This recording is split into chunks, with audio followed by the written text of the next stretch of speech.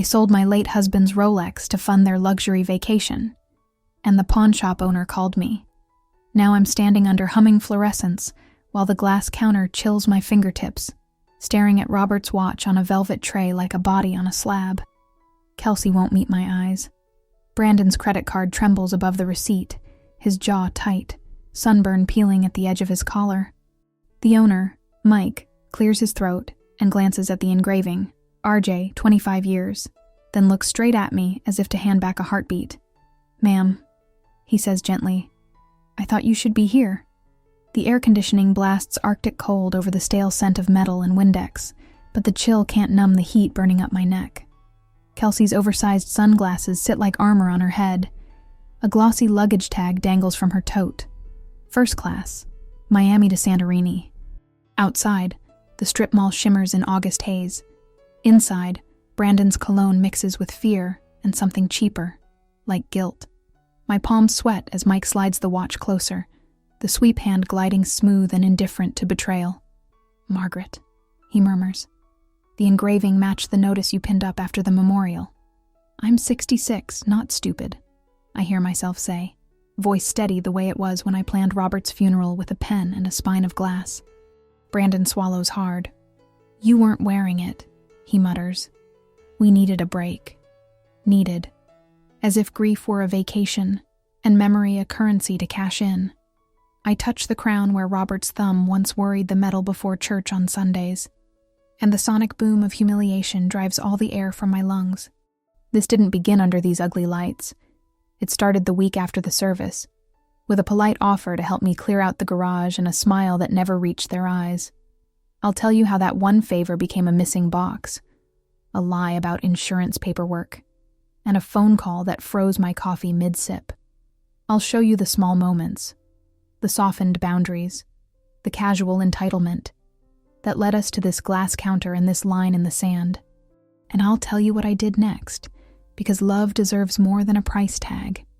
If you believe memories are worth more than a first-class ticket, subscribe to follow stories like this. Mike's careful hands hover near the velvet tray, as if the watch were a skittish bird he's coaxing back to safety. My name is Margaret. No nicknames. Not today. And I'm 66. A widow in a cardigan the color of faded salt. My husband was Robert. Everyone called him Bob except me. I can still hear the church bell he timed his Sundays by. The way the hymn swelled when his thumb rolled the crown, and he'd glance at me like we were keeping a secret. He gave me 25 years before his body got tired, and he gave this watch his worry and his time. The engraving on the back, RJ, 25 years, makes the years feel both long and sudden. It is not gold so much as it is a calendar you can hold. Kelsey's sunglasses sit high like a headband, glossy and proud, her hair perfectly smoothed as if grief were something you solve with a flat iron. Brandon's jaw works, a little bit of sunburn peeling along his collar as if he expected a different kind of heat today. He's got a credit card out already, hand hovering over a slip that doesn't bear his name in any of the right places. The luggage tag on Kelsey's tote is smug. First class, Miami to Santorini. The tag swishes when she shifts her weight, skimming the letters as if they can't be trusted to mean anything hard. "Ma'am," Mike says again, voice low, softening the corners of the room. "When the engraving matched your notice, I thought you'd want to know. He's the kind of man who calls by titles and offers a chair. He owns this little pawn shop in a Winter Park strip mall that's always smelled like Windex and old coins to me." I had taped the notice in so many places after the memorial. At church, in the grocery store near the rotisserie chickens, on the corkboard at the community center.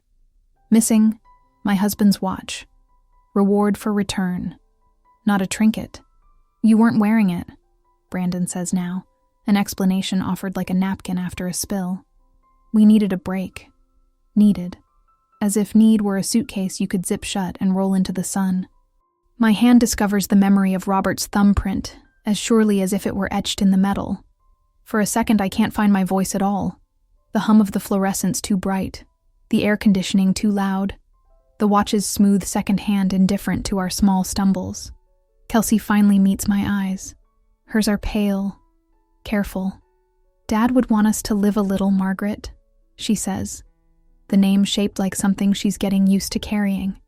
She stopped calling me Mom sometime in April when hospice started. Maybe the word felt heavier than she wanted, or maybe it was simply one more thing she could set down. I remember the week after we buried him, when casseroles arrived in a parade of foil and kindness.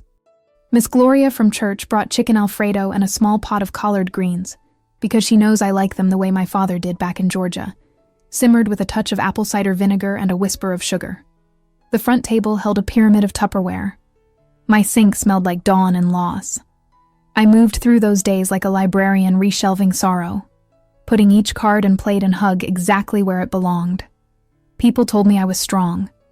I am not strong. I am practiced. Kelsey and Brandon pulled into my driveway with moving boxes in the back of their SUV and a plan. "We'll help you clear the garage," Kelsey said, too brightly. "Just the big stuff.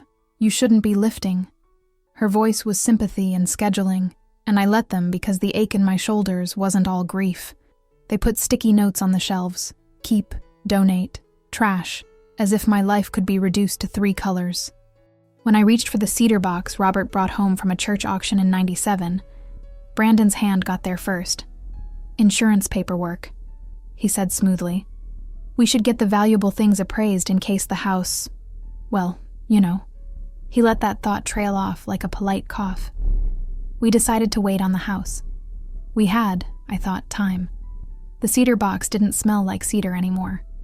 It smelled like motor oil and rainy days, like the corner of the garage where Robert used to drape his old Florida Gators sweatshirt over the back of a lawn chair and sit with a glass of sweet tea, watching the neighbor kids chase each other with squirt guns. In that box, nestled in cracked velvet, slept the watch he wore the day we renewed our vows under a bent oak tree draped with string lights. "You can hold on to the ring," he'd joked with the pastor, palm up, "but I'm keeping the time." We all laughed. The pastor, the oak, God. Everyone always laughs at a man who believes he can bargain with time. When Kelsey said insurance, I nodded. She knew where the safe deposit key was. She'd helped me inventory the estate. It felt like family. It felt like trust. That night, I fell asleep in Robert's recliner and dreamed that the TV remote was a small, beating bird that wouldn't let me rest. I woke with a start at 3 a.m. to a house that creaked like it was learning where its quiet spots were.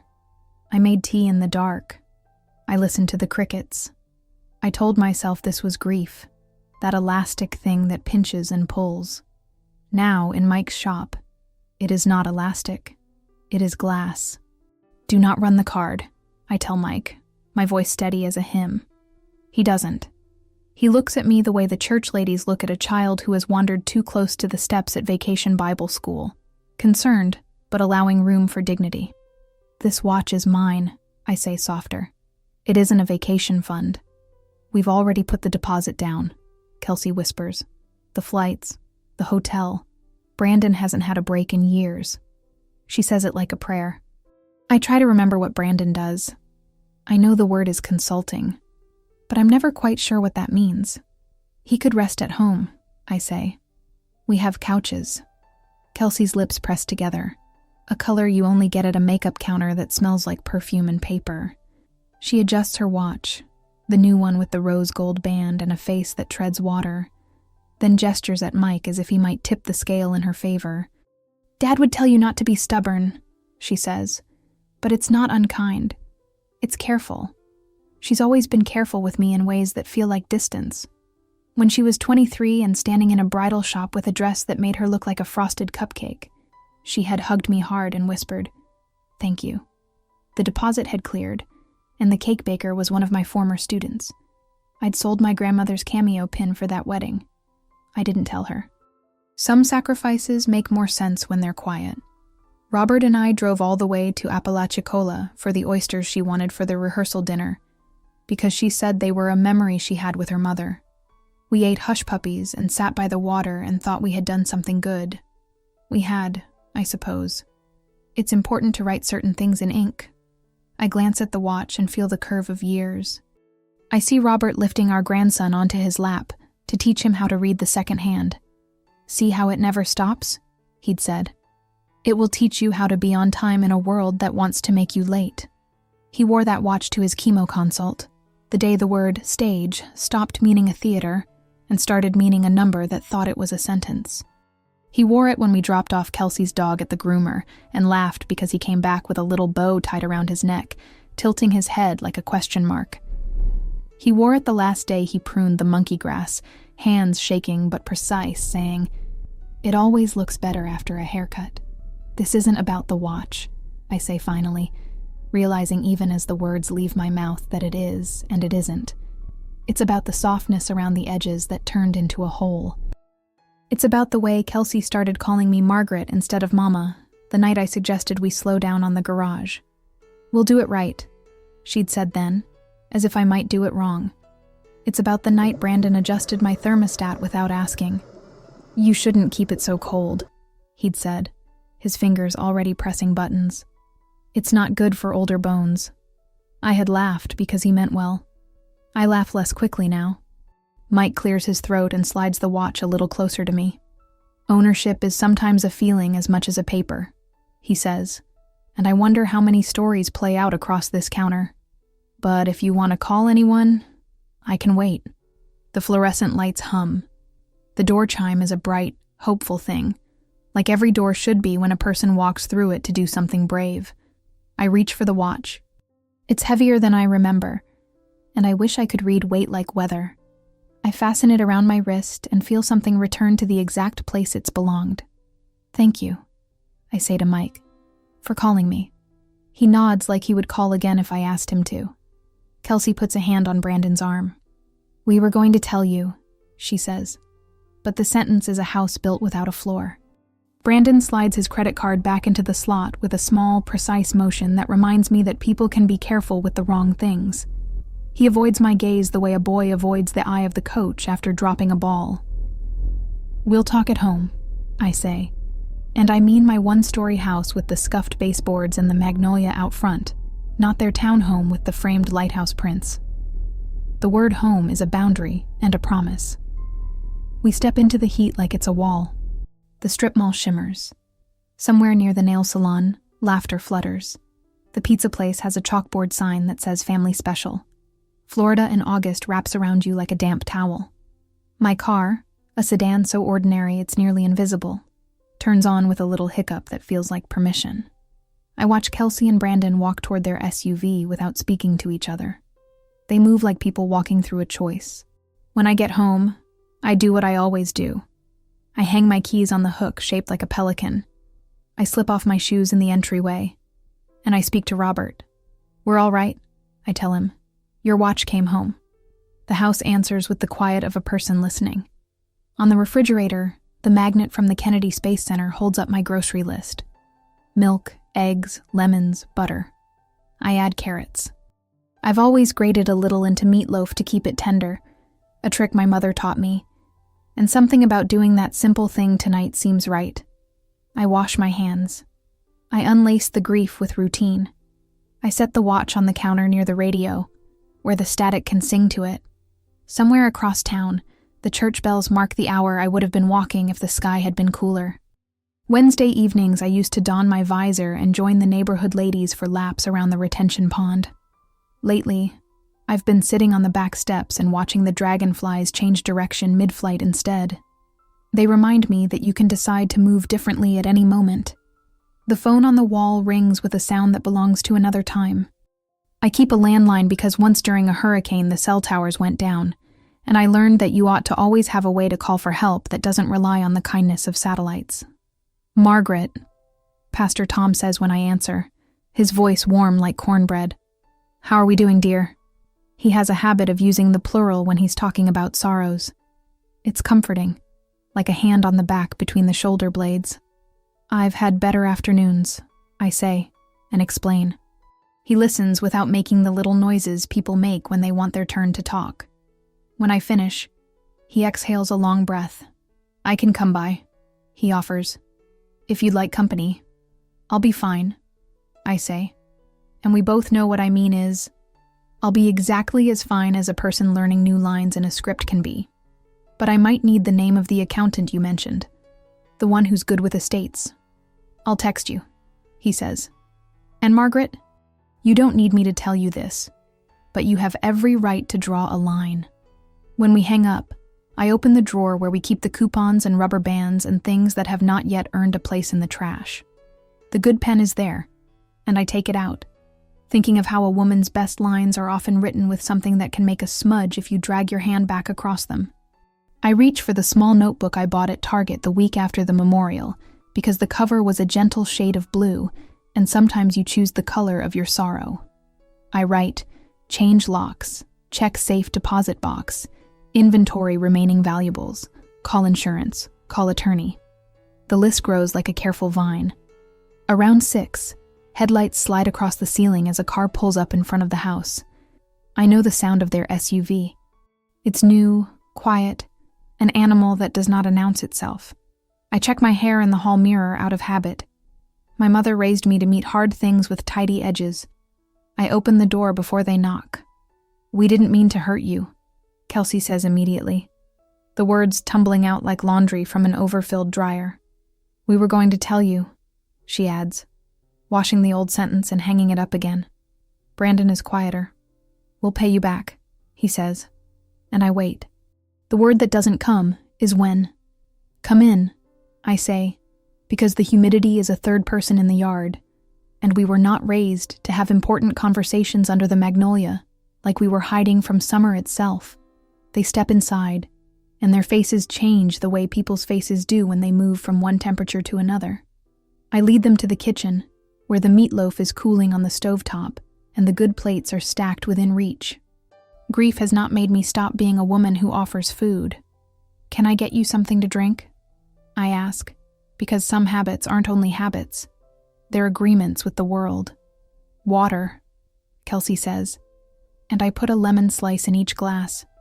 We sit at the small table by the window that looks out onto the yard where Robert taught the neighbor kids how to throw a baseball without hurting their shoulders. "Step and throw," he'd say, gentle as rain. The chairs creak their familiar song.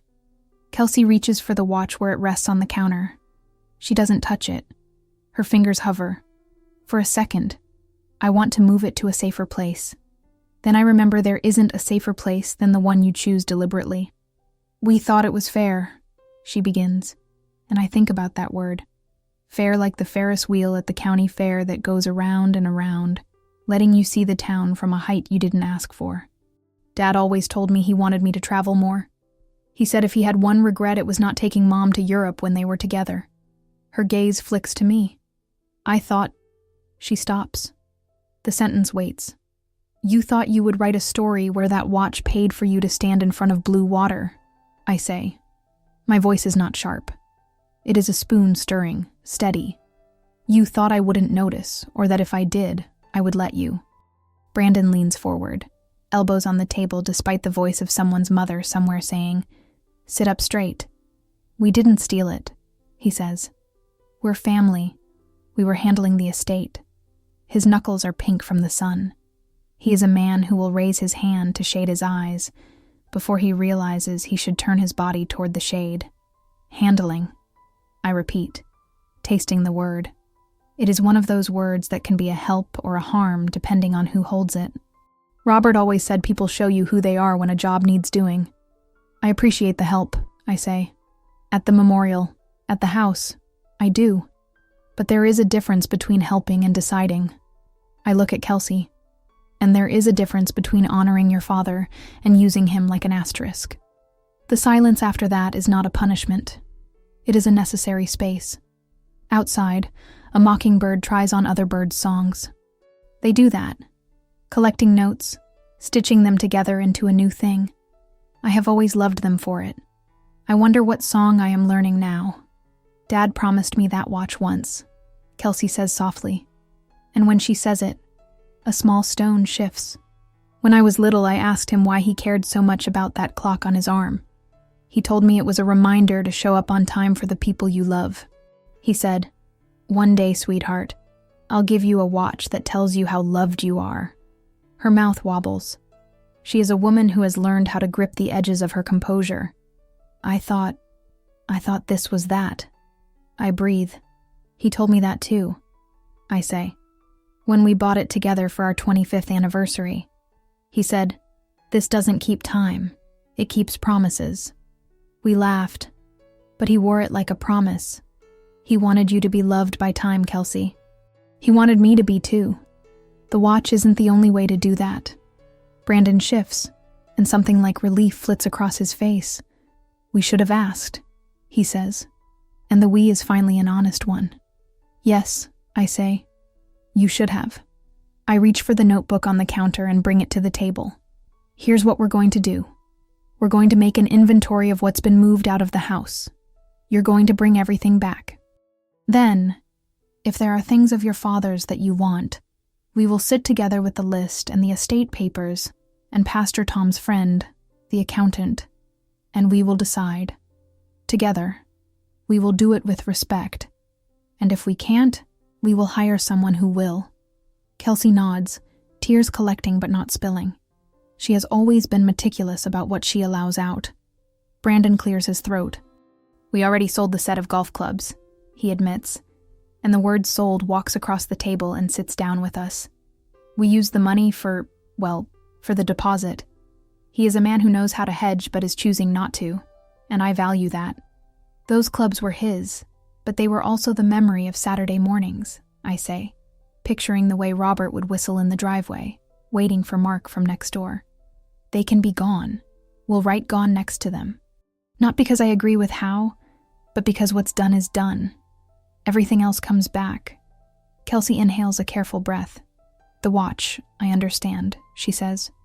"I do. But Santorini..." She stops because she has seen my face. I have practiced keeping my expressions kind.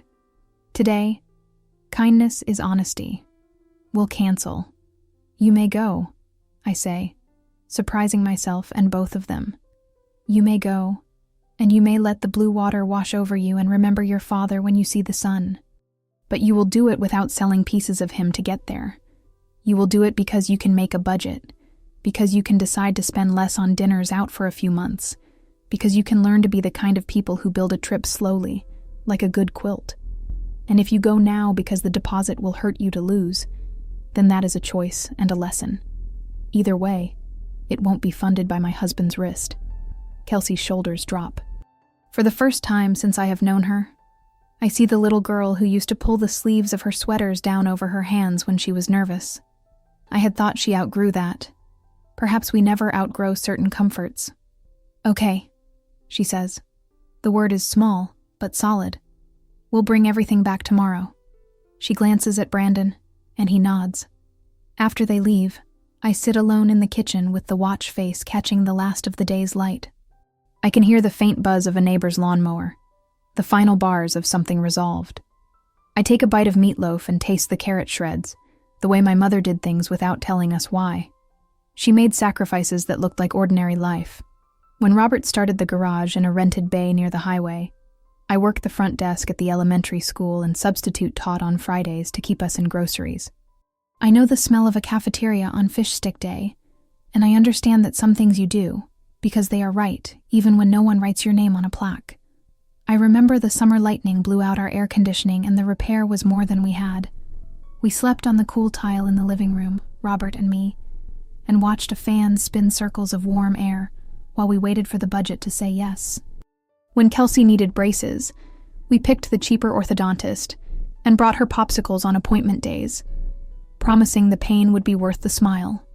When my father's heart got tired, I drove 3 hours each way to Leesburg every Sunday to help my mother keep his feet elevated and his spirits up. I've measured my life in grocery lists and waiting rooms and the quiet tick of making do. Before bed, I take the watch into the bedroom and lay it on Robert's side table. His reading glasses still sit there, the frames thick and honest. I pull back the curtains and let the night press its cool palm against the glass. Somewhere, someone is grilling. Somewhere else, someone is saying sorry. Grief has made me good at guessing the shape of other people's evenings. In the morning, I make coffee and watch the way the cream makes clouds when I pour it in. I set the watch on the counter near the mug so that time looks like something you can taste. The doorbell rings just after 9. When I open it, Kelsey is there with 3 plastic bins and a piece of paper with a list written in her neat, round letters. "Everything we moved," she says, and she hands it to me like a child giving the teacher her homework. There are check marks by each item. Next to golf clubs, she's drawn a small square and filled it in with the word "sold." Honesty looks good on her face. "We found this too," she adds, reaching into her tote. She pulls out a slim folder with my name on it. It holds a copy of the insurance policy for the house. 3 photographs I thought I had lost. Robert holding a sparkler on the 4th of July, his grin bright and boyish. A picture of me and my sister at the beach, our feet pale against the sand. Kelsey in a graduation gown with her cap crooked, and a handwritten note from Robert on lined paper. The note is nothing special. It's all the more sacred for that. "Pick up dry cleaning. Call Joe about the leaky faucet. Don't forget Friday Bible study snacks. Love you.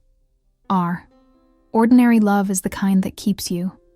"I'm sorry," Kelsey says. And the word isn't just a sound. It is a posture. I've been worried about money, about everything. Brandon's contract ends in December and there's talk they might not renew. I thought, if we could have one thing that felt good, I thought it would make the rest easier to face. She looks at me and I see that careful can be another name for scared. "Take the bins to the den," I say. And she does, moving quietly.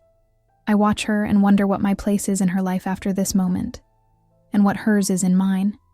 On the kitchen counter, my phone buzzes. It's a text from Pastor Tom with the accountant's number and a little note. "Remember who you are." I smile despite myself. The people who know your name when you forget it are the ones you give a key to. Brandon shows up half an hour later with 2 more boxes, and an apology that doesn't trip over itself on the way out. "I was wrong," he says, which is a sentence that always sounds better when someone means it. He sets the boxes down, and for a moment the 3 of us stand in the living room among the piles like archaeologists cataloging a dig site. We spend the morning unspooling decisions. Items go back to their places. The cedar box returns to its corner. When we open it, the velvet is as cracked as ever, but it smells like something reclaimed. I bring a little sachet from my dresser and tuck it in. A new lavender among old fibers. Kelsey smiles at the smallness of that gesture, but she understands it. Sometimes healing is a drawer that closes smoothly again. Around noon, there's a knock at the front door. It's Mike from the pawn shop, a bag in his hand. "I don't usually do house calls," he says with a grin, "but I was driving by." He holds out the bag.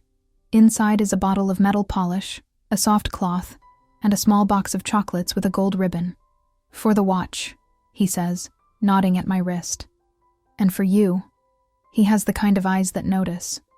"You got a community," he adds, glancing at Kelsey and Brandon. It is not a question. I nod. In the afternoon, when the boxes are empty and the den looks almost like itself, Kelsey lingers in the doorway. "We're going to cancel the flights," she says, and then surprises me. "We'll put the refund toward a fund for..." She stops, searching. "A Tuesday dinner, once a month, spaghetti and garlic bread. Dad liked that. We'll come here if you're up to it, if you want." There is a pause between the if and the you that is wide enough to walk a whole history across. "I'd like that," I say. Spaghetti tastes best when you share it with people you are practicing forgiving. After they leave, I sit at the table with the accountant's business card and the insurance policy and a calendar. I circle Friday in red. I will drive to the lawyer's office with a folder of papers and the list and my good pen. I will talk about a trust, about clear language, about a watch that needs to be in words, not just stories. I will change the locks because boundaries are easier to keep when you keep them physical as well as spiritual. I will call the bank and make sure no one else can move money out of an account by calling it help. I will sit with Pastor Tom in the church office that always smells like lemon oil and make a plan for the grief group, because people who know my name also know my edges. And right now, my edges feel like a map I need to study. In the early evening, I pour myself iced tea and carry it onto the back steps. The air is thick, but the light is softening, and the first of the mosquitoes have not yet remembered their appointments. I listen to the neighbor kids splashing in an above-ground pool and think of summer as a language you learn when you're small and only forget if you choose to. A dragonfly hangs in the air and then zips in a direction that surprises me. I laugh out loud. The watch is warm from my skin. I turn it, and the engraving shines. RJ, 25 years. We had more than 25, if you count the mornings and the grocery lists, and the way he used to tap twice on the car roof before we backed down the driveway like he was blessing us. I count those. I count the nights we fell asleep tired but together, and the afternoons we ate peanut butter crackers on the porch when we didn't want dinner. I count the time I took a job I didn't love because health insurance is a kind of love. I count the morning I handed Kelsey a tissue at her mother's funeral and told her she was allowed to be any kind of sad she wanted, and the afternoon I let her pick the color of the guest room because she was going to stay with us for a bit, and I wanted her to feel not like a guest, but like a person who belonged. I think of the ways Kelsey has looked at me and not known what to call me. Margaret is fine. Names are a kind of map too. My mother used to tell me that when you don't know what to call a thing, you call it by its job. The job of this watch is to keep promises. The job of this house is to keep cool in summer and heat in winter and hold the laughter in. The job of my heart, now, is to learn how to be both soft and firm, like dough you can shape without tearing. As the light fades, a car slows in front of the house and then goes on. The magnolia's leaves turn their backs to the sky, a particular green that looks like the insides of a seashell. Across the street, Miss Gloria brings her trash can to the curb and waves. I wave back. Community is an ordinary miracle. So is the steady, smug tick of a watch you thought was lost. Later that night, after I have watched the local news and brushed my teeth and folded the laundry that sat warm in the basket like a cat, I write a letter to Robert. I don't usually do that. Talking out loud feels enough, but tonight the pen feels right. I tell him about Mike and the fluorescent lights and Kelsey's careful hands. I tell him about the dragonfly and the meatloaf and the way Pastor Tom's text read like a benediction. I tell him I am making a plan. I tell him I am going to take care of his girl and of myself, in that order and also all at once. When I turn off the lamp, the house creaks its goodnight and the air conditioner sighs in a way that promises it will start again. I sleep, not like a warrior and not like a child, but like a woman who has named her rooms. In the morning, I open the front door to bring in the paper. There's an envelope there without a stamp, my name written in Kelsey's round, neat hand. Inside is a receipt for the cancellation of their flights, a note that says, "Spaghetti Tuesday. Can we start next week?" And a photograph of Kelsey and Robert on a roller coaster at Disney with their hands up, wild and laughing. On the back, she has written, "I want to be brave the way he was." Slowly. I pin it to the corkboard with a pushpin that used to hold a coupon for 2-for-1 subs. On my way to the locksmith, I drive past the strip mall. The pawn shop looks the same. Humming lights, hopeful door chime. I imagine Mike polishing a trumpet or paying out for a guitar, making room for someone else's story. I think of walking in to say thank you again, but instead, I put my hand on the steering wheel at 10 and 2 like they taught us in driver's ed and turn into the winding tangle of the day. There will be more conversations. There will be a larger conflict waiting. The accountant's calm voice showing us what money does when it thinks it can go anywhere it pleases.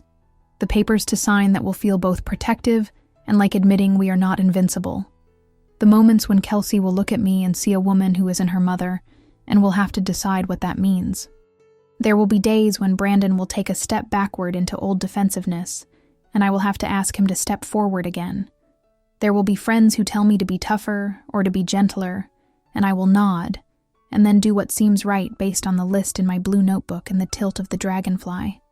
I slide the watch band a notch tighter and check the time. There are 10 minutes before the locksmith opens, 20 before the bank, an hour before I am due in the church office to assemble welcome baskets for the new families. I am on time for my life. I am a woman who knows what to call herself. I am Margaret. I am 66.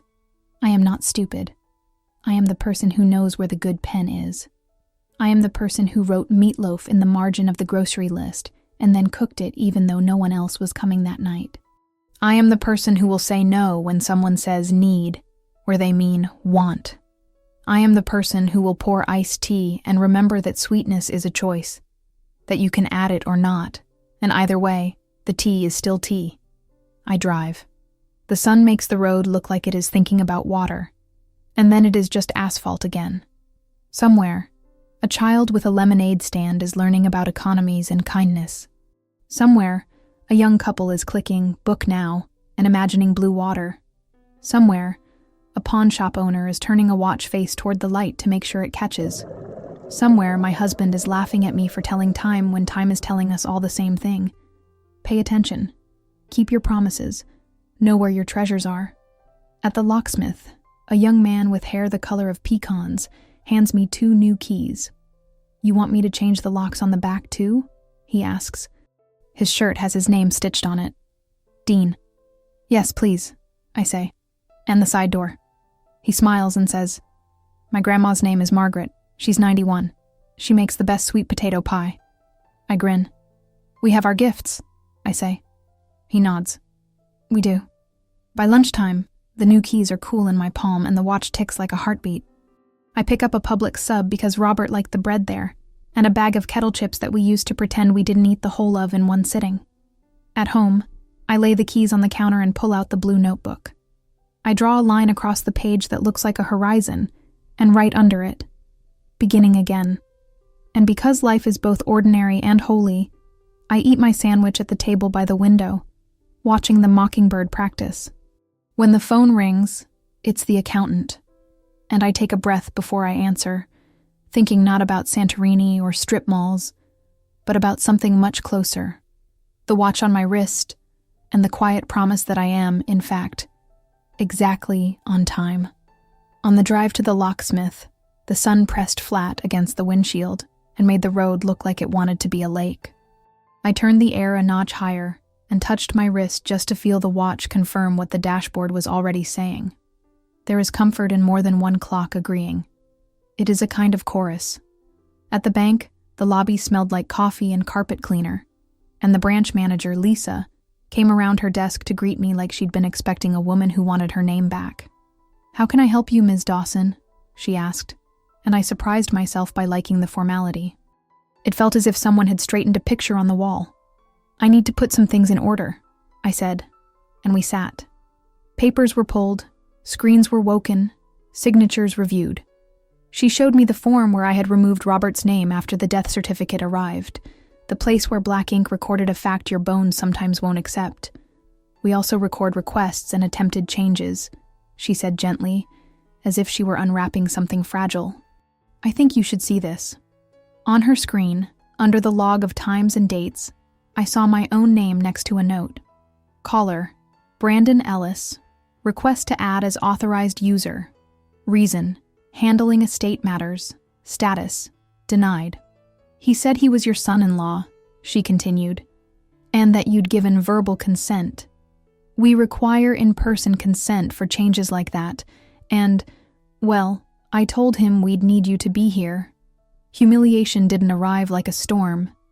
It arrived like a damp sleeve against your wrist, small, nagging, insisting you feel it even as you try to ignore it.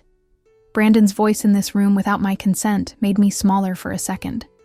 Then I grew back to my regular size. I pushed my glasses up and said, "Thank you for insisting. Please note that no one is to be added to any account without my written in-person consent. Please also print that log for my records." She did. The paper slid across the desk like a receipt for something you wish you didn't have to purchase. Clarity. "We can also set alerts," she offered. "Anytime someone attempts to make changes, you'll get a call and an email." I nodded. There is comfort in knowing when a door rattles even if it doesn't open. From the bank, I drove to the church office. The hall smelled like lemon oil and something sweet from last night's youth group. Probably the cinnamon rolls they sell to pay for camp. Pastor Tom met me at the door with a hand on my shoulder, and the accountant, a neat man with a kind tie named Anthony, already setting out files on the little conference table. Anthony's binder was the same gentle blue as my notebook. I decided God has a sense of humor about small order. "We'll get language in place," Anthony said after we shook hands. "Clarity for who can do what, where the assets go, What constitutes a gift and what constitutes theft? I know theft is an ugly word, but clarity now saves uglier later. He smiled in an apologetic way, and I took a breath. The vowels of words like theft and fraud were ugly. Yes, but ugly is sometimes accurate. Robert used to say, "Don't fear the honest word just because it's wearing its work boots." We walked through terms I had only learned as a spectator in other people's storms. Durable power of attorney ends at death. Executors are named, not assumed. Personal property is not a free-for-all, no matter how many sticky notes you own. Anthony slid a sample letter across to me.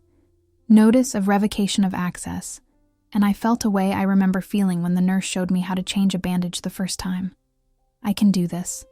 I don't like it, but I can. Pastor Tom listened more than he spoke, but when he did, it was a sentence that felt like a porch in a summer rain. "Anne will make space for a conversation," he said. "Not to punish, to establish truth. We can use the fellowship hall after the Wednesday supper. People behave better when they're fed." I thought of the white plastic tables draped with vinyl in the pattern of oak leaves, of the punch in the scalloped bowl that always manages to taste like childhood. The idea of standing up in that room and saying words that might make Kelsey close her eyes for a second made my stomach tilt. But I also thought of Miss Gloria's hand on my back, and the way truth can ricochet less violently when it's cushioned in a community. "All right," I said. "After supper." On my way home, the phone buzzed in the cup holder. A number I didn't recognize, the name Marketplace, floating at the top of the screen under the notification. I don't buy things on my phone because I don't like putting my card out where the air can think about it, but I do look at listings sometimes the way other people watch birds. Curious, entertained, content to observe. The message preview glowed. "Still available? For antique Zenith radio. $100. The photograph attached was unmistakable. Wood cabinet, rounded corners, the dial like a little moon. Robert and I found that radio at a yard sale in Mount Dora the year we got lost on the way to the art festival and ended up finding better art in someone's driveway. I pulled into my driveway and sat a moment with the car in park, the air conditioning whispering my heartbeat down to normal. I clicked through. The listing belonged to an account that looked like Kelsey's. Profile picture of the two of them at a beach in Clearwater. Description that said, "Downsizing Grandma's house." The word downsizing made me see my quilts stacked like pancakes in a yard sale sun. My cheeks warmed. I dialed Kelsey. She answered on the second ring.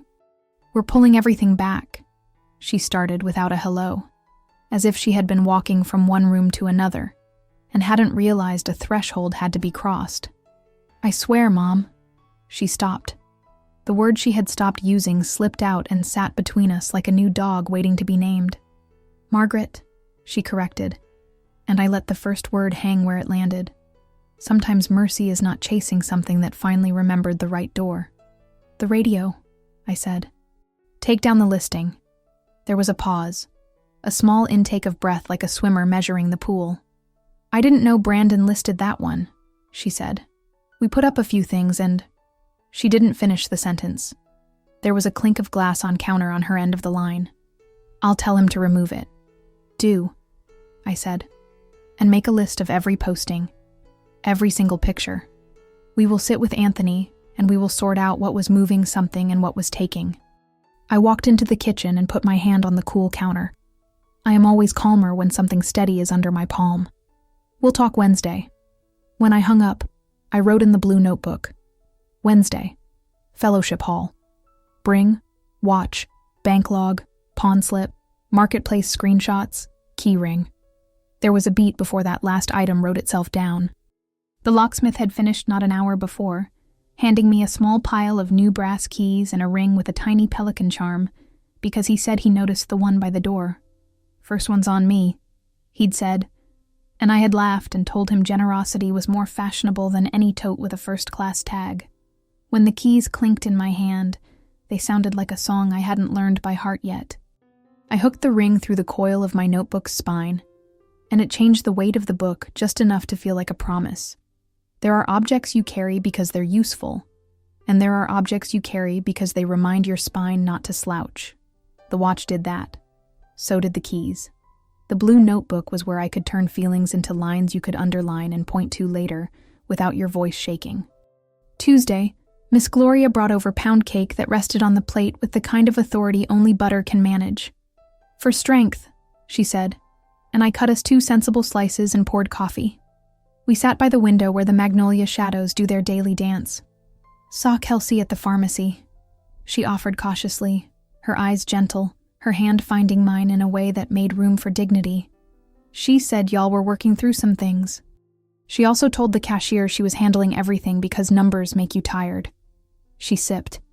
"Numbers make everyone tired." I went to the pantry for the good napkins. "It's a lot after," I said. The word after had become a whole geography. "We will set things straight." She agreed. "You know, when my Harold died, my nephew took it upon himself to put my garden tools out front so the neighbor could get some use out of them. I told him, 'Baby, I've been using those tools longer than you've been tying your shoes.' He looked embarrassed and we worked it out, but I did have to say the thing out loud." She glanced at my wrist. "And sometimes you have to show the thing you're protecting so people know it's not just metal and glass. It's a story." Her words settled like a slow rain. I touched the watch. "RJ, 25 years. Pastor Tom offered the fellowship hall," I said. "Not to shame, to anchor." "Good," she said. "The church is for casseroles and big truths." When I couldn't sleep that night, not for sorrow, but from the hummingbird hum of planning, I pulled the blue notebook back into my lap and made a map of Wednesday. I drew a rectangle for the table I knew we'd sit at, and a small circle where I'd place the watch so I wouldn't have to grip it like an argument. I drew 2 small keys near the top of the page and shaded them lightly. The shading calmed me. I wrote, "Begin with memory. Move to the bank log. Show the pawn slip. Ask for keys.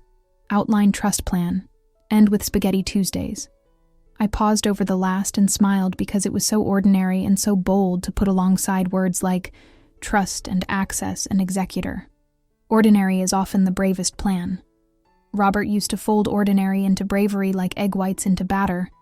You didn't notice it until you tasted how light everything felt when it came out of the oven. Wednesday afternoon arrived in its earnest way, with heat like a thick scarf and clouds building as if they had as much to do as I did. I set the folding chairs in the fellowship hall deliberately. Anthony laid out the documents like a quiet fan of cards. Pastor Tom plugged in the big metal coffee pot and checked the sugar packets. The youth group counselor set leftover cornbread on the table because food softens truth's hard edges, even when truth needs to be hard. Kelsey and Brandon arrived holding hands like people walking across ice. Kelsey had taken the pink polish off her nails. Her hands looked like a woman's who had done a morning of bending and lifting. Brandon's sunburn had faded to the color of apology. For a moment, I saw them as we all are under our names, people hoping we can be a little better than yesterday. Mike from the pawn shop came too, at my invitation, a white envelope tucked under his arm. He had written the address on it slowly, each letter the same height, like someone making sure there were no surprises left in the alphabet. When he saw the crockpot line on the long table, and the way Pastor Tom smiled at him like he was family, his shoulders moved down from where public had put them earlier. "I brought the pawn slip," he said. "You asked for copies." He handed the envelope to Anthony, then gave me a small nod that said he remembered what we were here to do. We sat. The fluorescent lights hummed their endless hum, and the punch glowed in its bowl like a cheerful mistake. I wanted to hold Kelsey's face in my hands and tell her you can forgive somebody and still move the locks. I wanted to tell Brandon that being a good man starts in quiet rooms where you tell the truth to a table, not the internet. Instead, I laid the watch in the center of the table, face up, like a friend. "This," I began, because you have to begin somewhere, "is not about a watch." Kelsey exhaled. "I know," she said, and I nodded. "This is about the little yeses we think are kindness that turn out to be exits," I continued. "This is about me saying yes to help with the garage, and then finding the cedar box in the back of an SUV. This is about me saying yes to you calling the bank for me once when I had a headache and then finding out you called again to add your name because you thought I wouldn't mind. This is about a thermostat someone else set, because older bones should be warmer, and a house where I started to wonder which room I was allowed to be old in. This is about a Facebook listing where my things had a price before I had a say. This is..." I touched the watch. About a promise I made to a man for 25 years, and the promises he made to me. I slid the bank log across the table. Brandon's eyes tracked the black type, and his jaw softened at denied. Anthony hid his approval the way good professionals do, but I saw it, a little tucked-away smile that meant we were naming things. Mike placed the copy of the pawn slip next to the watch with a care that made the room feel smaller in a good way. I didn't pass the marketplace screenshots around, but I let my fingers rest on the phone. Objects don't have to travel to make their point. We were wrong, Brandon said before the quiet could embarrass us all. And I looked at him because it matters to notice a person who chooses the hard word when a softer one is available. We were wrong to sell the clubs. Wrong to bring the radio to market. Wrong to hand your husband's watch to a counter because we wanted to stand in front of blue water with money we didn't make. There's a way to earn a trip. This wasn't it. Kelsey swallowed. She looked at the watch the way you look at a photo when you're not ready to pick it up. I told myself a story where Dad would have wanted this, she said, and the honesty of it was a gift. I made you small in that story, Margaret. I made you the person who would be fine no matter what. The room held us. You can feel when a room is on your side. It's in the way the refrigerator in the corner hums along with the silence, and the way the stack of paper plates seems to wait instead of teeter.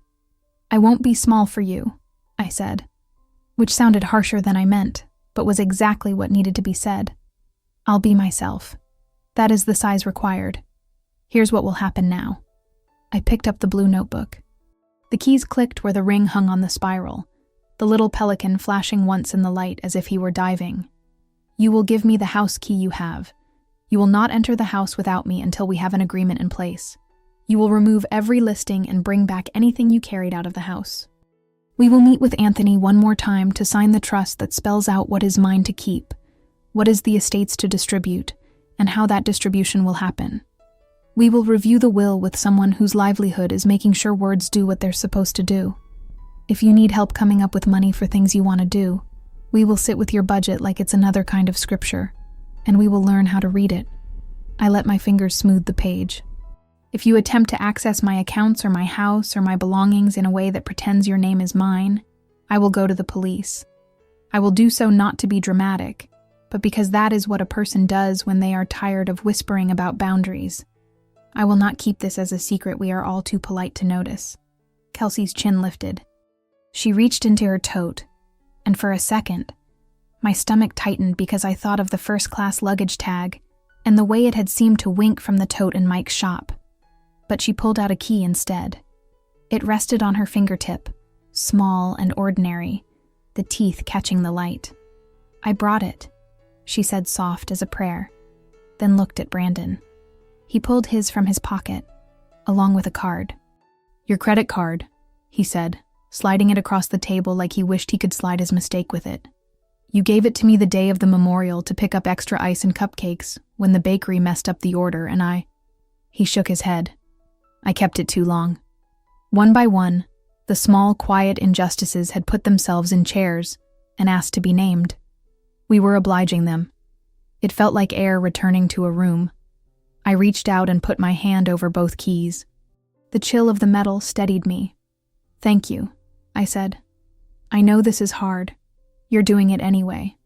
That's what making people proud looks like. Pastor Tom leaned forward a little. There's something else, he said, and I remembered why I had asked him to be in the room when I risked making it smaller for a moment. We don't have to make this whole story about punishment. We can make it about testimony. He glanced at the punch bowl, as if it might nod along. Margaret wanted to share a memory so that we remember what this watch means besides dollar amounts. I picked the watch up and set it so the engraving faced them. RJ, 25 years. Your father would sit in that pew, I said, nodding toward the sanctuary, and roll this crown with his thumb when the hymn swelled. He wasn't bored. He was keeping time with the music, like someone who learned that showing up is the truest way to sing. He used this watch to get to chemo on time from a country road detour because he refused to let the word late be the headline of a bad day.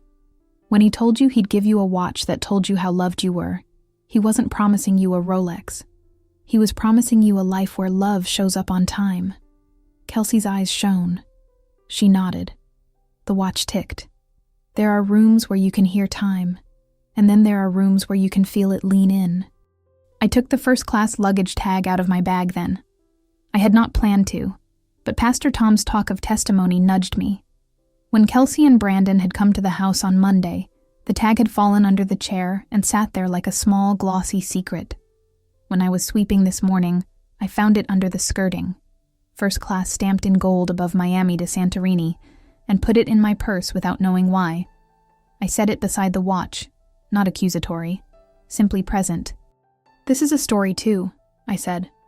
"Not a bad one. Just incomplete. First class is nice.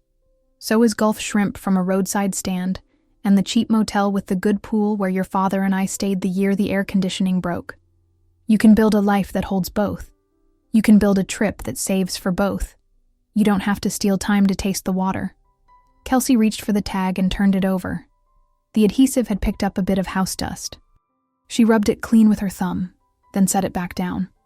"We canceled," she said simply. "We'll plan and save and go when we can, the right way. If we want blue water now, we'll drive to Cocoa Beach and sit on our towels like we did in college." She blinked a laugh at herself. "No first class required?" Brandon nodded. He looked at Mike. "Thank you," he said to a man he probably never expected to thank for a lesson. "For calling her." Mike shrugged in that good, humble way.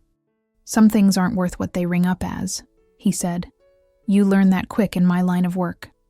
Anthony shuffled papers and cleared his throat the way only professionals can, while also looking like they understand they are in a human room.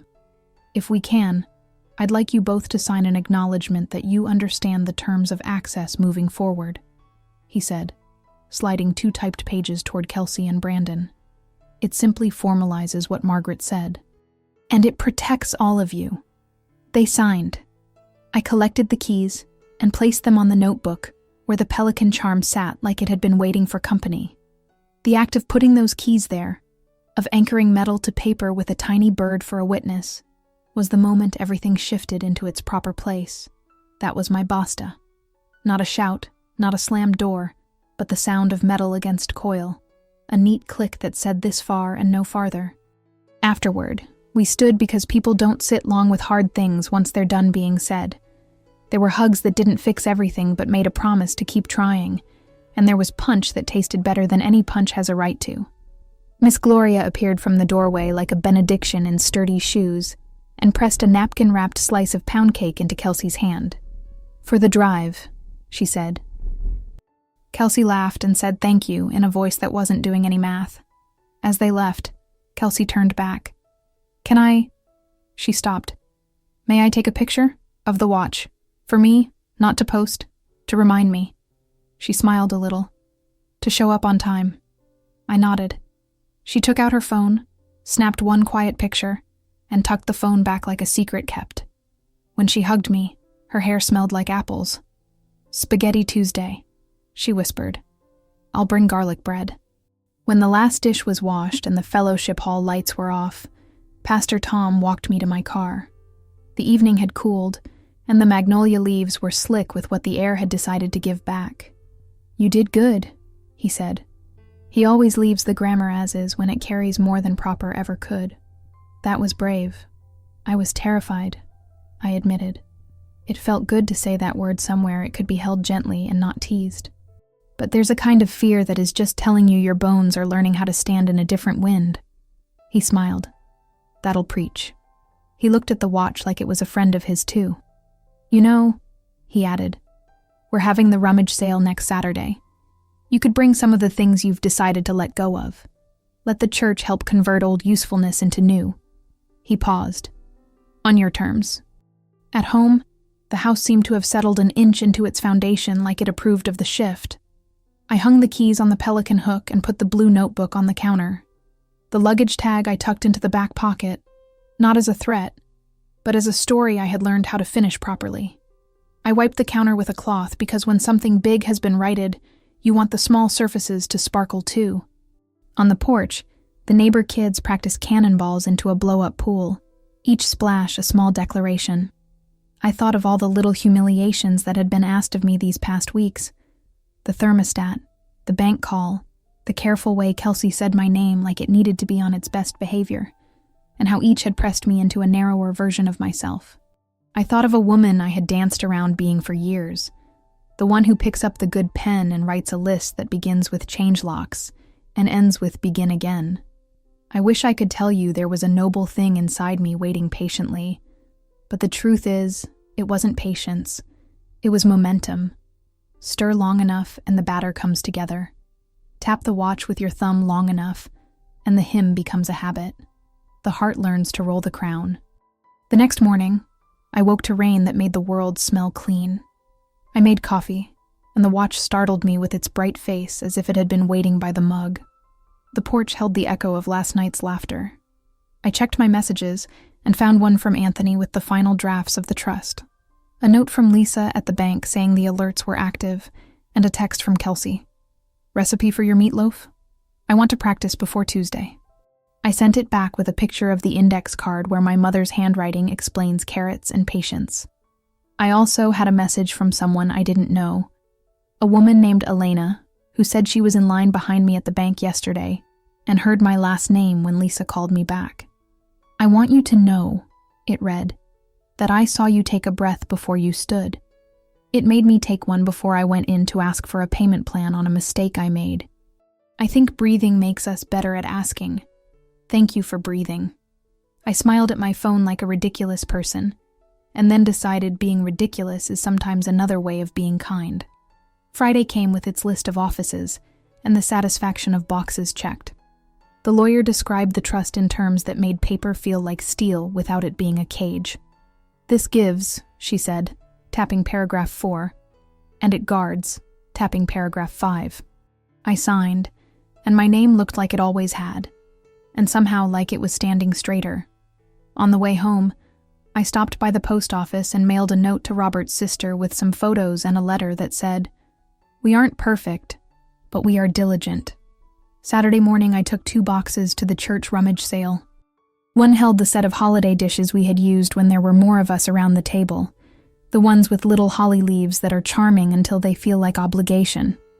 The other held the lamps from the guest room I had always pretended to like. I set them down next to a stack of puzzles and a rack of suit jackets gently past their prime. Miss Gloria stuck a price tag on the dishes and winked. "You're keeping the good china," she said. And it wasn't a question. "Of course," I said. "The good gets used." I wandered through the tables and found nothing I needed and 3 things I wanted. A stack of linen napkins I could iron on Sunday afternoon while the radio, my radio, not for sale, played old songs. A mason jar I would wash and label Spaghetti Tuesdays, and a wooden spoon smooth with other people's dinners. I paid $3 and felt rich in a way credit can't give. On Sunday, the sanctuary felt wider. Maybe it was me. Maybe it was the way the choir held the note a second longer, like they were making room for people who needed to step into it. Pastor Tom preached on what he called everyday courage, the kind that looks like taking a casserole to the house of a person you can't quite figure out how to love right now. He used exactly 0 names and somehow all of ours. After the service, Brandon was in the vestibule arranging folding chairs into neat rows, like a man learning that care looks like bent knees as much as big pronouncements. Kelsey stood beside him and talked with Miss Gloria about the sale yesterday and the pound cake recipe that refuses to turn out if you rush it. She glanced at me over Miss Gloria's shoulder, and the look we exchanged said this: "We are going to practice." That afternoon, I sat on the back steps with my tea and the blue notebook open on my lap. The pelican charm made a small shadow on the paper. I wrote, "Spaghetti Tuesday, garlic bread, salad, pudding." I wrote, "Brandon bring ice, Kelsey bring napkins, me bring peace." I laughed at myself for that last one, and drew a heart that looked a bit lopsided but earnest. I wrote, "Call Mike to say thank you again." Then, because some moments are meant to be tucked away but not erased, I wrote one more line. "The watch is doing its job." I looked up. The dragonflies were out, turning on a dime the way bravery does when it's learned its own speed. A mockingbird tried out a cardinal's song and then decided on its own voice after all. Across the street, a dad taught his daughter to ride without training wheels, his hand steady on the back of the seat until the wobble went out of her shoulders. He let go. She went. He cheered. You don't have to be a poet to know when a metaphor is sitting in your front yard. When Tuesday came, Kelsey arrived early with the garlic bread, cheeks pink from the oven. Brandon carried in a bag of ice like a peace offering and set it in the freezer without adjusting the thermostat. We ate at the small table by the window, laughing about nothing for the first time in months. The watch rested on my wrist, quiet and smug, as a secret you can finally tell without shame. After dishes, Kelsey stood by the sink and asked, "Do you want me to take the trash out?" I said yes, because sometimes letting someone help is part of the deal. In the doorway, before she stepped into the evening, she turned, a bag in each hand, and said, "Love you, Mom." The word wobbled out and then steadied like a bike. In bed that night, I slipped the watch off and set it on Robert's table, face up. Promises sighed plentiful. The house breathed around me like a friend. I thought of all the ways we slice our lives into before and how sometimes after gives you back pieces of before you thought were gone. A hand on your back in a fellowship hall, a key on a notebook, a bowl of spaghetti. Lord knows how many yards from Santorini that tastes better than salt water anyway. I turned off the lamp. The dark was gentle, and in the quiet, even with the hum of the air conditioner and the far-off sound of a late train, I could hear it. The soft, steady tick that meant we were right on time. I could hear it. The soft, steady tick that meant we were right on time. The immediate aftermath of the fellowship hall felt like someone had opened a window in a room that had been full of steam. Air moved through us in a way that let the heat out and invited cooler things in. Plans, apologies, the small mechanics of making an ordinary life worthy of trust again. That night, I slept in a bed that felt like a decision. And when morning came, the house didn't creak with worry. It creaked with ordinary reasons. Pipes waking up, the refrigerator thinking about how it would keep my leftover meatloaf company. Word travels in small towns the way light slides along the floorboards, quietly and then all at once. By Sunday, people at church were already asking after how things had gone. Miss Gloria hugged me and said she admired the way we met the problem at the table, instead of letting it rot in the dark. Pastor Tom preached about courage that looks like casseroles and accountability, and his words landed like breadcrumbs for other families who needed an example of how to set a boundary without burning a bridge. There were practical consequences I had to attend to right away. The trust Anthony drafted needed signatures and witnesses. The bank adjusted my account settings. Lisa called to make sure the alerts were set to wake me at any hour if someone tried to move a penny. The lawyer's office smelled faintly of lemon polish and old paper, and I signed the trust with a pen that felt like a sword and a coat of armor both. Some people imagine legal paperwork as a wall between you and the world. I think of it as a map that shows where the cliffs are so you don't wander over one. I slept a little easier knowing the map had been made. Brandon and Kelsey came by more often after that, and not because they were expected to, but because they wanted to. There was a humility in Brandon that had not been there before. Not a humble apology given under duress, but a genuine attempt to do better. He asked me once, at the sink while I dried a plate, about online budgeting classes. "They offer one at the community college," he said, voice small. I thought I might sign up. I told him I thought that was a very grown-up thing to do, and that if he wanted, I would sit with him through the first lesson. We read spreadsheets together like people who haven't danced before. Awkward steps, then steadier hands. Kelsey began coming over with volunteer forms, asking if the church's food pantry could use a pair of hands. She brought over the little folder of photos she found. Rollicking summer snapshots of Robert chewing a plastic straw, of him and me at the beach with hair the color of a summer storm. And we sat in the den and told stories until the lamp in the corner grew tired. There were other, smaller, quieter repairs. The thermostat stayed where I set it. No one adjusted it as a show of concern anymore. If a door needed to be opened at the house, I was told and asked. Keys changed hands when I asked, not when it seemed convenient. They dropped off things they thought I might need.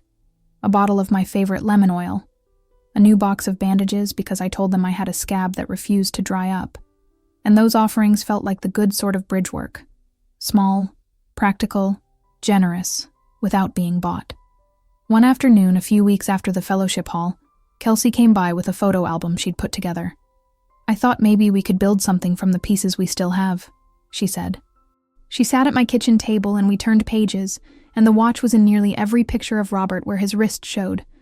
I could see him at 40, proud as a rooster; at 50, laughing with a mouthful of shrimp; at 60, with the corners of his eyes softened by the work of being kind.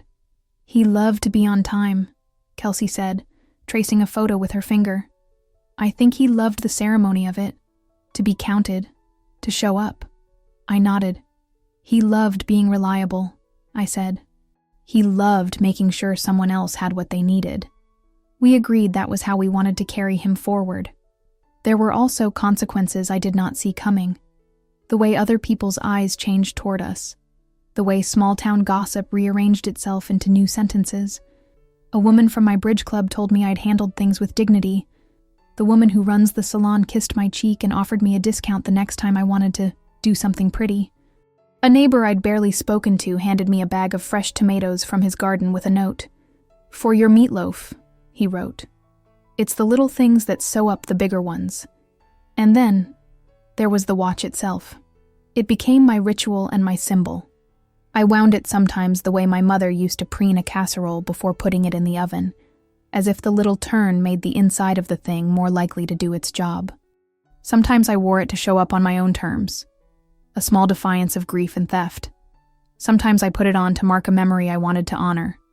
At first, the tick still surprised my chest with its steadiness. Over time, it became a metronome for a new sort of living. Not frantic, not frozen, but present.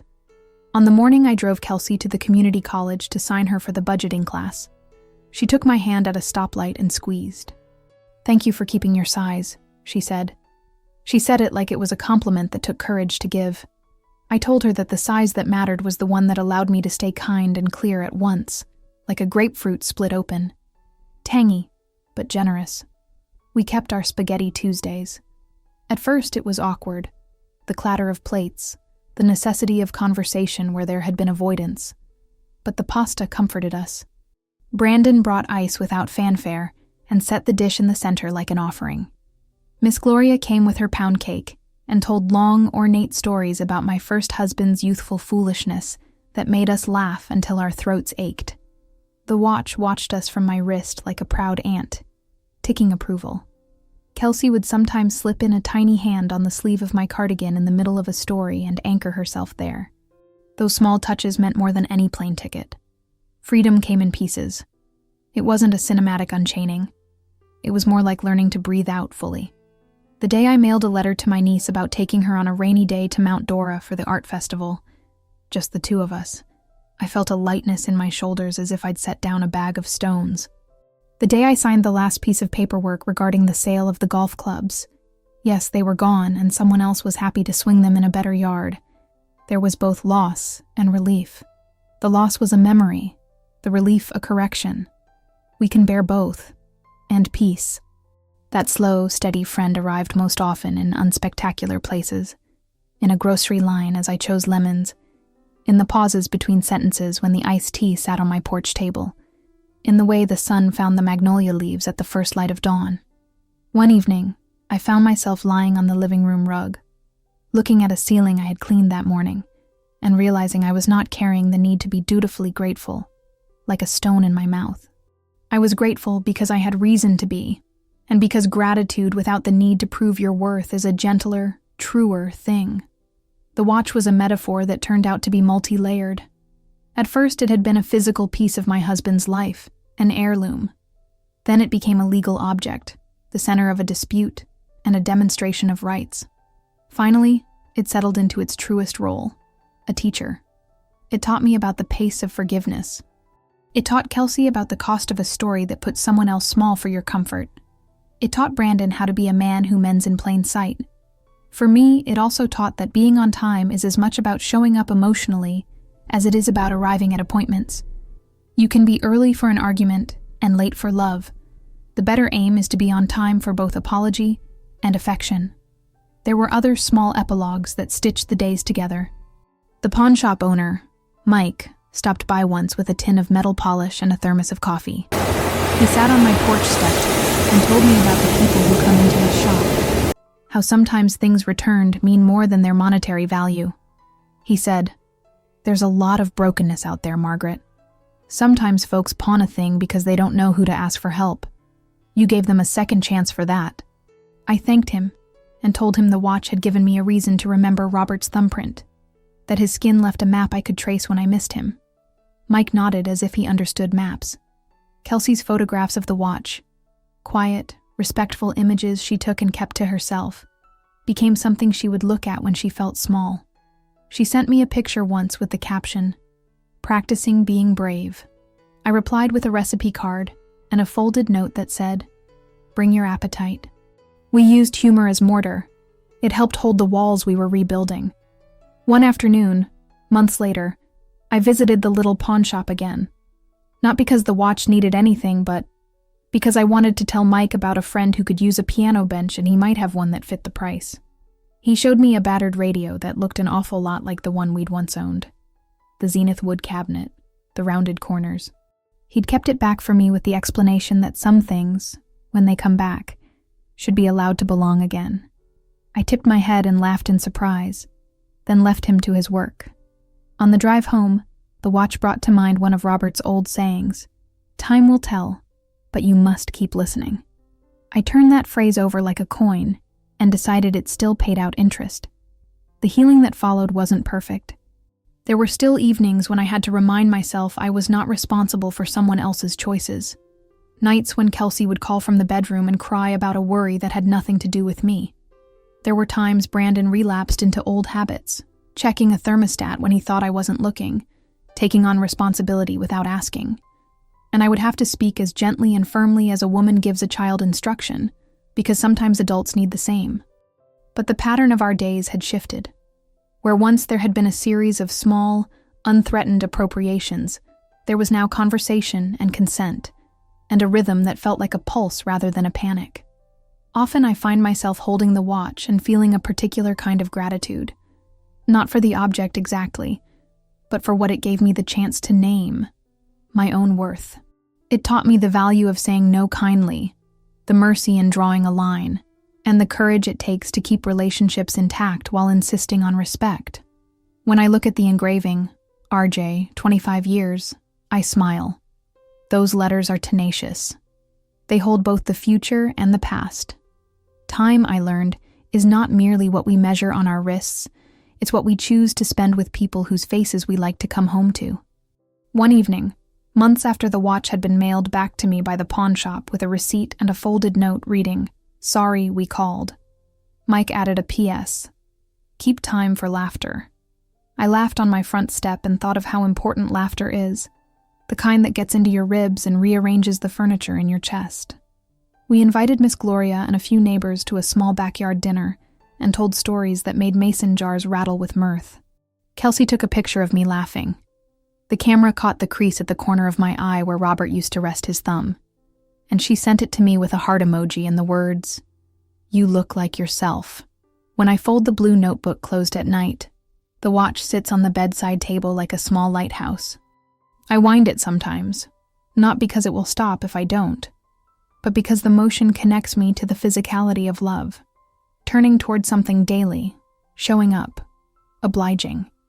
There is a dignity in the turning, and that dignity belongs to me. At 66, I have learned that boundaries make room for tenderness, that legality can coexist with mercy, and that the ordinary acts of dinner and apology and listening are the scaffolding on which real repair is built. If there is a single line I would choose to leave like a benediction for these months, it would be this. We are on time to be kinder, but the work of keeping time is our own. We cannot let others spend our minutes for us. We count them, and we give them away with intention. I wear the watch, and sometimes I imagine Robert next to me in the pew, smiling at how seriously I take our small, ordinary vows. He always said I had a way of making small things feel like covenants. Maybe he meant it as a compliment. Maybe he meant it as a challenge. Either way, I took it up. There will be future tests, temptations, worries, the small storms of money and health that everyone navigates. But I am no longer starting from a place of being unmoored. I have a map. I have a watch. I have people who will call me when the door rattles and a notebook that holds the plan. I have spaghetti Tuesdays and pound cake and a church that knows to put the coffee on before the talk gets hard. I have my name back, and that is a radical thing to hold. If this story touched you, tell me. What would you hold on to if someone tried to trade one of your memories for a getaway? Share it below. Hearing your words keeps me brave. And if you'd like to follow how ordinary courage looks in real life, spaghetti, banks, pawn shops, and all, please like this and subscribe so we can keep talking about the small, stubborn ways people repair what they love. I wind the watch once more, listen to the tick, and breathe. Time keeps its promise when we do. Keep your hands steady and your heart on time.